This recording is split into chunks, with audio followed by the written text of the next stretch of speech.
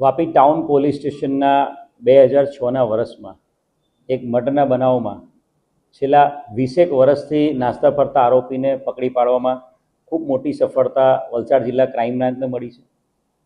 બનાવની જો હકીકત કહીએ તો 2006ના વર્ષમાં એક બળકુસિંહ ઠાકુર અહીંયા વાપી વિસ્તારમાં જે ગેસનું ગોડાઉન છે એમાં નોકરી કરવા આવેલ હતો.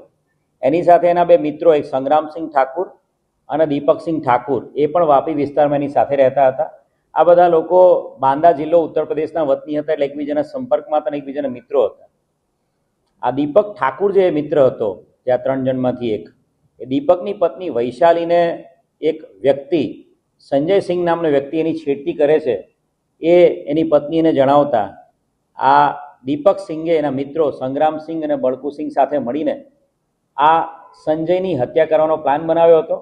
અને ત્યારબાદ આ 3 જણાએ મળીને સંજયને એક ખાનગી જગ્યાએ બોલાવીને એની પર છરી વડે 3 જણાએ હુમલો કર્યો હતો અને છરીના તીક્ષ્ણ હથિયારથી ઘા કરીને એને મારી નાખ્યો હતો. અને લાશની ઓળખાણ ના થાય એના માટે આ 3 જણાએ ભેગા મળીને છરવાડા નજીક બિલખાડીની જે ખાડી છે, બિલખાડીનું પાણી, ત્યાં એને ફેંકી દીધી હતી લાશને.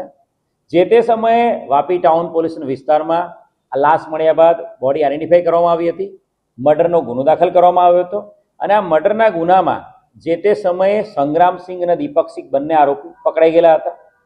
બળકુસિંહ જે છેલ્લા 20 વર્ષથી આ ગુનામાં નાસ્તો પડતો હતો, ક્રાઇમ બ્રાન્ચે રેન્જ આઈજી શ્રી પ્રેમવીરસિંહ સાહેબની જે સૂચના છે, વર્ષો જૂના જે ગુનાઓમાં નાસ્તા ફરતા આરોપી પકડવાની જે સૂચના આપેલી છે, એના આધારે ક્રાઇમ બ્રાન્ચે આ ગુના પર વર્કઆઉટ ચાલુ કર્યું હતું.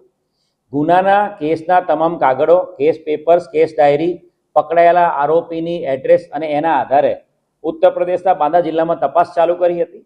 અને એના આધારે ખબર પડી હતી કે નાસ્તો ફરતો આરોપી બળકુસિંહ છે એ જબલપુર કોઈ જગ્યાએ રહે છે અને જબલપુર કોઈ જગ્યાએ કુક તરીકે રેસ્ટોરન્ટમાં કામ કરી રહ્યો છે.